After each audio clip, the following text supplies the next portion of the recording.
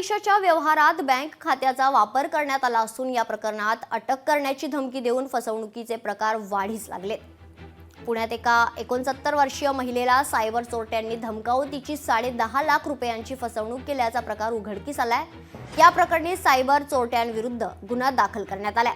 याबाबत ज्येष्ठ महिलेने खडकी पोलीस ठाण्यात फिर्याद दाखल केली आहे।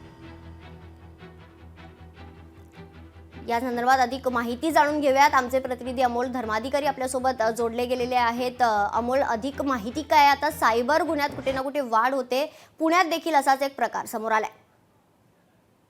नक्कीच, आणि डिजिटल अरेस्टची धमकी या महिलेला देण्यात आलेली होती आणि तिच्याकडून तब्बल 10.5 लाख रुपये या सायबर चोरट्यांनी उकळलेले आहेत। या प्रकरणी फसवणूक झाल्यानंतर या संबंधित महिलेने खडकी पोलीस स्टेशनमध्ये तक्रार दाखल केलेली आहे आणि हा सगळा प्रकार आता उघडकीस आलेला आहे। सायबर चोरट्या विरुद्ध आता गुन्हा देखील दाखल झालेला आहे, पण एका ज्येष्ठ महिलेची फसवणूक या ठिकाणी झालेली पाहायला मिळते। तक्रारदार महिला ही खडकी भागातील औंध रस्ता येथे राहिला आहे आणि सायबर चोरट्यांनी त्यांचा मोबाईल क्रमांक त्यांनी मिळवला आणि त्या महिलेची फसवणूक केली आणि डिजिटल अरेस्ट करू अशा पद्धतीची धमकी आहे त्या महिलेला दिली आणि त्यानंतर महिलेने टप्प्याटप्प्याने या सायबर चोरट्याला तब्बल 10.5 लाख रुपये आहेत ते ऑनलाईन पद्धतीने ट्रान्सफर केलेले होते आणि ज्यावेळी चूक या महिलेच्या लक्षात आली त्यानंतर हा सगळा प्रकार आहे तो उघडकीस लागलेला आहे। पण गेल्या काही दिवसांपासून डिजिटल अरेस्टची धमकी देऊन पैसे उकळण्याचे प्रकार आहेत ते पुणे नव्हे तर राज्यभरामध्ये मोठ्या प्रमाणात वाढू लागल्याचं पाहायला मिळत आहे।